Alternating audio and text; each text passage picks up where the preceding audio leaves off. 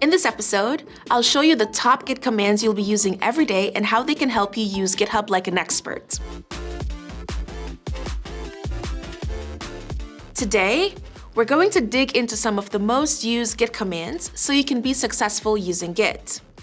I'm Kadesha, and I'm so happy you're here with me today. Let's start at the very beginning.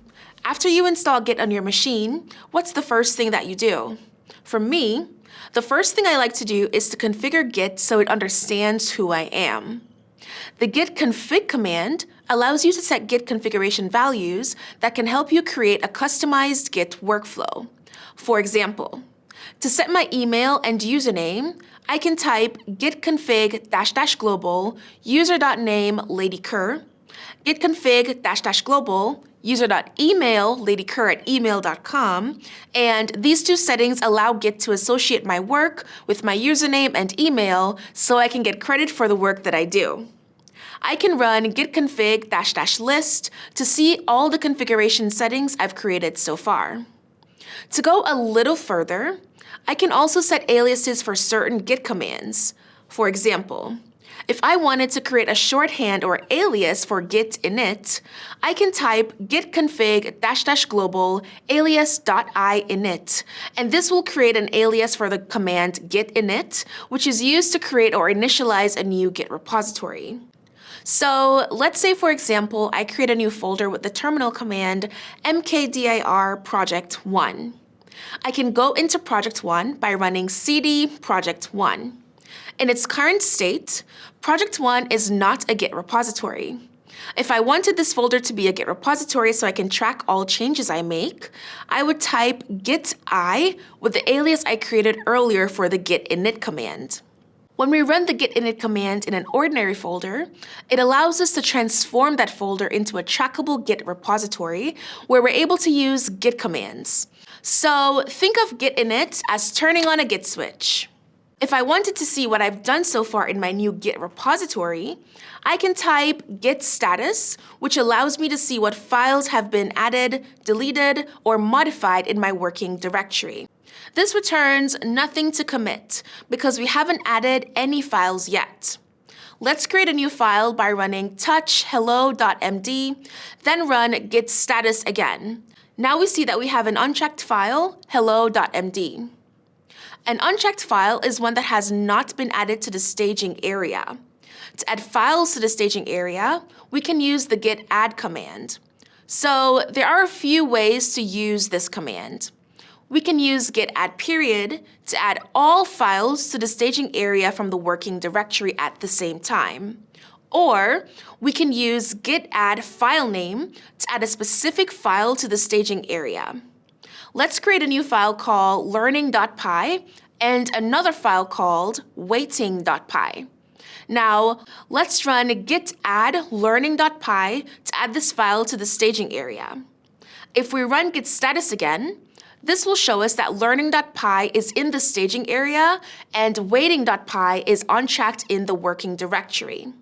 When files are added to the staging area, that means they're in safekeeping before you commit them.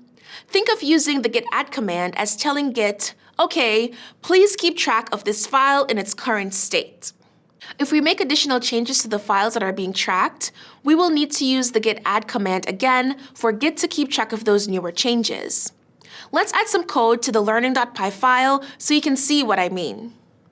Currently, learning.py and hello.md files are being tracked in the staging area, but waiting.py is currently on track. If I add the code print I'm learning git to learning.py, then run git status in the terminal, you'll see that the learning.py file has been modified and has untracked changes. To keep track of these newer changes, we will need to run git add learning.py. In the real world, you would typically complete the work you're doing in the learning.py file and then add those changes to the staging area. Once you're satisfied with your work, you can then commit your changes.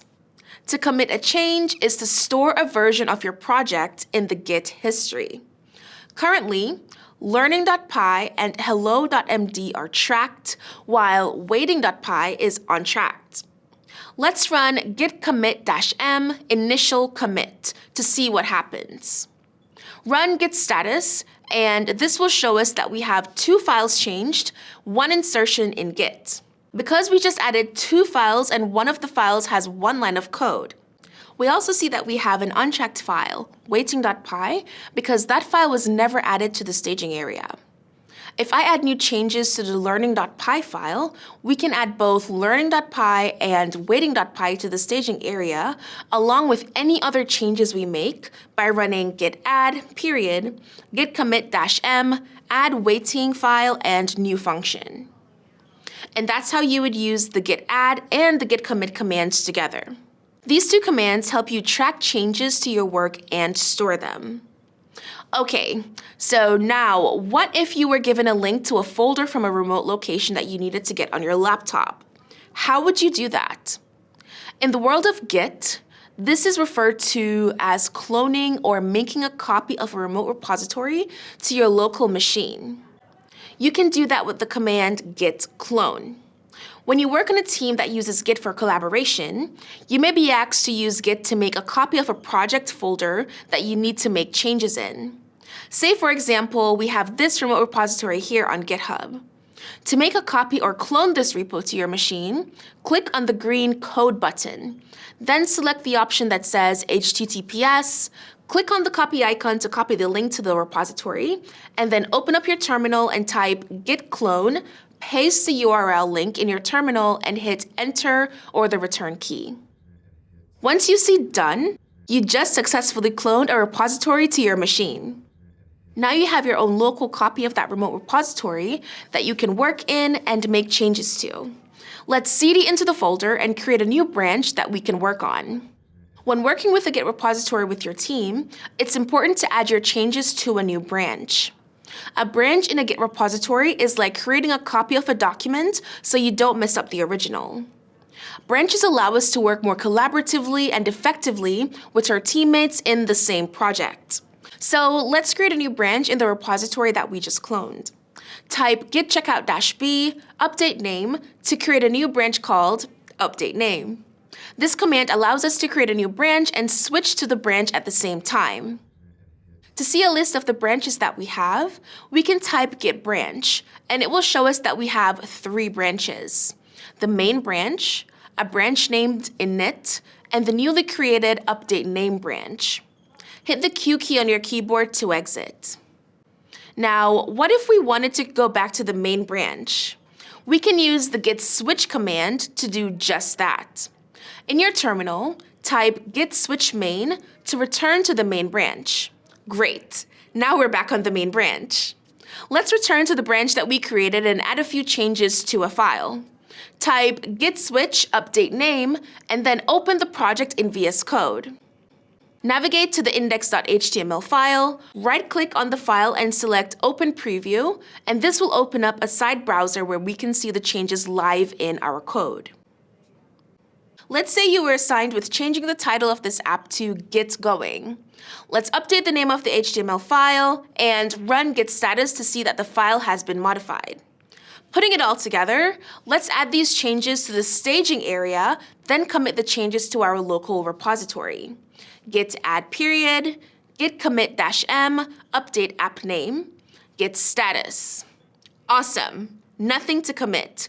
Working tree, clean. Great. Now let's get our local changes into the remote repository that we cloned earlier to update the application.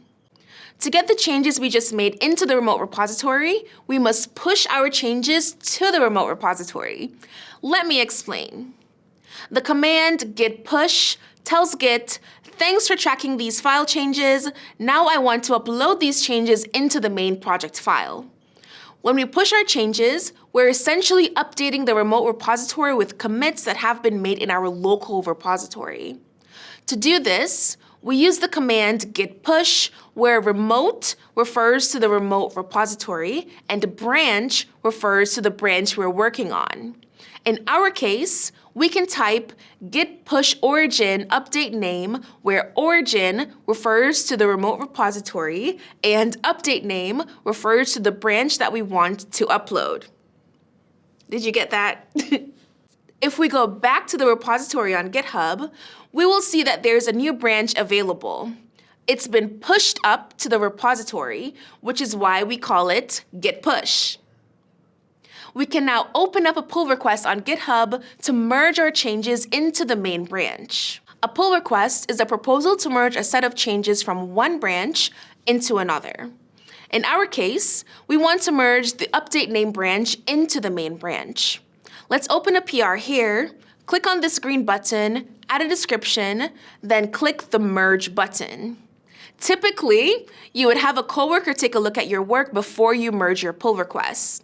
But for this demo, we'll go ahead and merge the changes into the main branch. And there you go.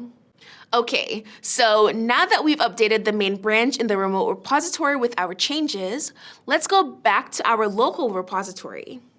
In the terminal, type git switch main, then open the file in VS Code. Navigate to the index.html file and check the name of the app. Oh no, the app is still named to do in the file. But how can this be? We just updated the main branch with the new name, so what happened? If you guessed that we updated the remote repository's main branch and not our local copy, then you are correct. Remember that a local repository is a copy or clone of your remote repository, and each branch has its own history. Since we made the change on the local branch update name and pushed to the remote repository, we need to do the same thing locally. Merge our changes into our local copy of the main branch. We can update our local branches with their remote counterparts with the command git pull.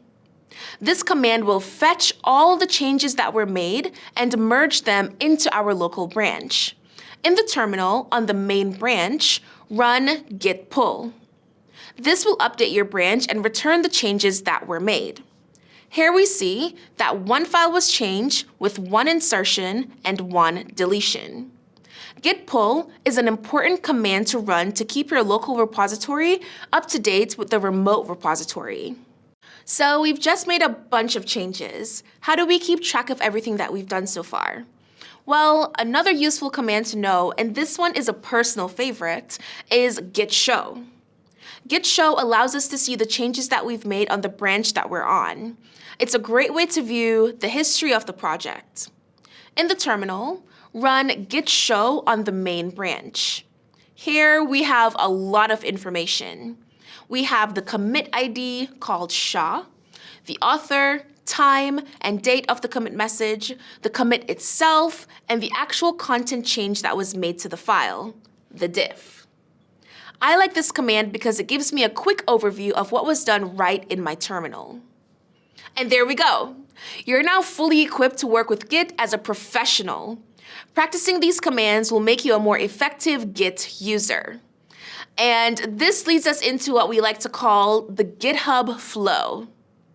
The GitHub flow is a branch-based workflow for everyone. This means anytime you work in a repository, you're going through the GitHub flow. So congratulations, you just did it.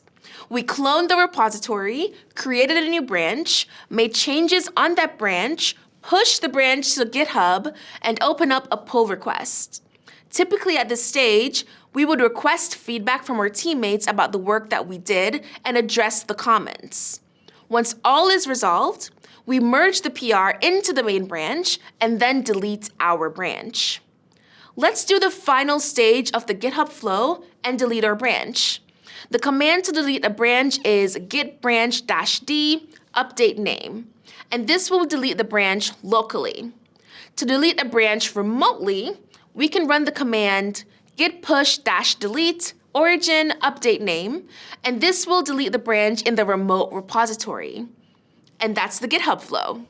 I hope you found this content helpful and you're better able to use Git. Happy coding!